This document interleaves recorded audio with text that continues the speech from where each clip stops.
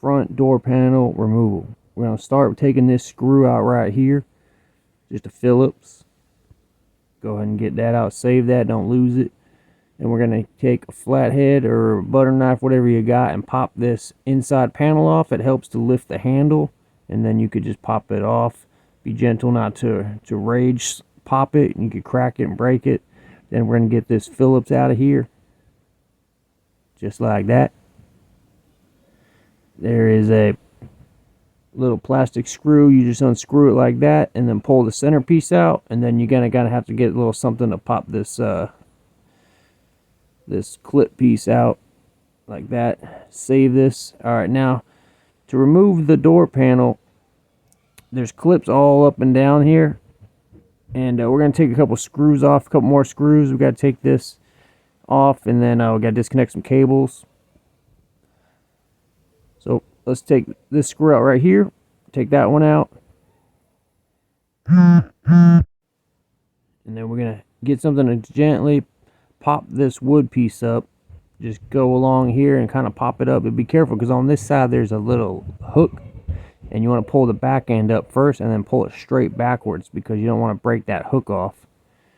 That's the hook I'm talking about. If you were to just pull this straight up, that would break and then it would be loose forever. So once you get to this point, we're going to take off this infamous window switch connector. What you want to do is push this centerpiece right here and then push it outwards. You're trying to pull the sleeve back first and then the whole connector out. It's a pain in the butt. Everyone hates that connector. Hopefully yours will go easy for you. Put this to the side. Then we got two screws right here. Get these out.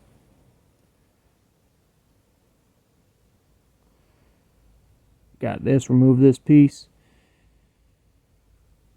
Now I'm saving all this stuff not to lose it. Now you can kind of lift up the door panel a little bit if you pulled the clips off.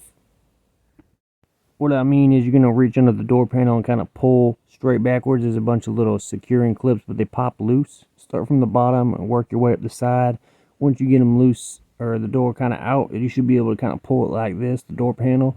Now you're still going to have cables attached and maybe a possible another connector. We got to disconnect the cables to the lock and the door handle. It's not too bad. There's white on top, green on the bottom. Go ahead and just pull it straight outwards and then get the little ball piece on the end out of its little spot. Same with this one right here. Go ahead and get that out. Okay, we got that out. Now there's also a connector, a little small connector you might have to disconnect, so keep an eye out for that. Put the door panel aside. Now, a lot of times you're going to have to take this stuff off if you're doing repairs in the door.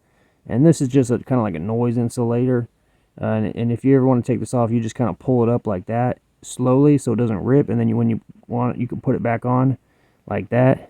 Now you may think you need to take that off, but you really don't.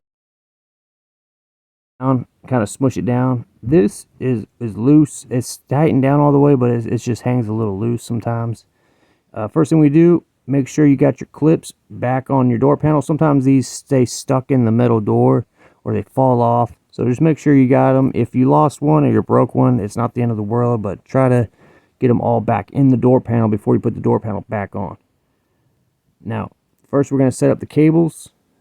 The white one is the lock. You could tell because you can move it forward and backwards, and it acts like a lock. And then the green one is your door lever. It moves like a lever would. Here's what they look like going in. I couldn't get a good shot putting them in, sorry guys, but that's what they look like going in. Also, when you put this door panel back on, you want to lift the top up over first. Don't forget to get those cables in their guides. Lift the top over first and then kind of come down with it over the top edge. Now, once that's in, you should be able to just kind of light hammer fist all the clips back into place.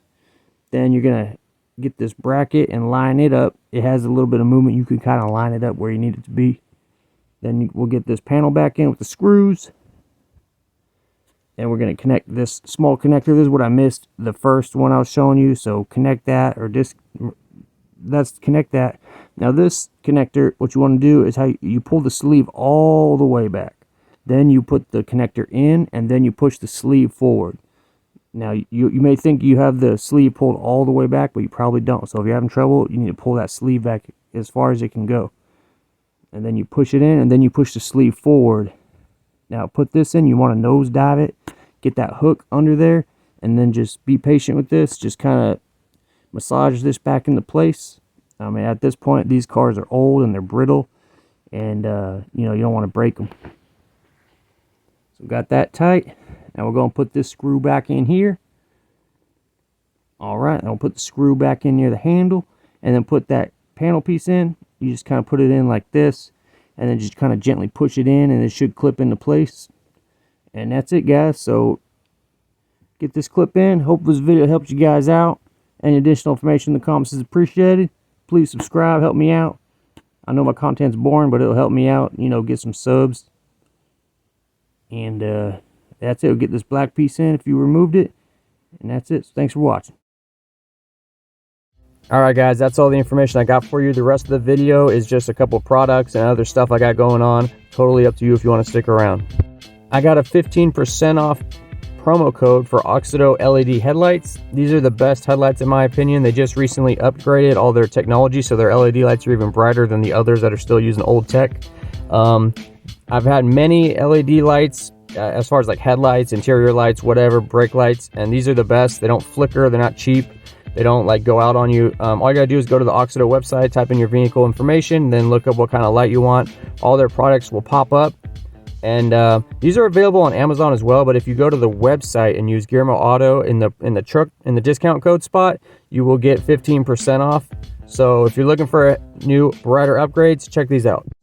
Hey, what's up guys? I want to tell you about Quantum Soap. It's a new men's soap company. They got many different bars of soap, each with their own ingredients and fragrance and texture.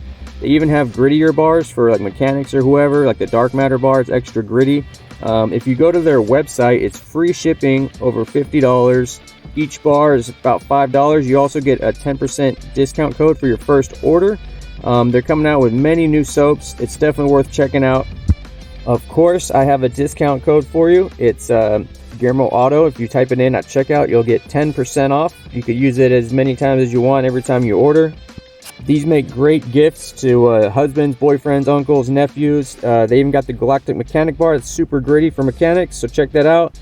Type in the GearmoAuto promo code. That way they know you're one of the homies. And that's it, guys.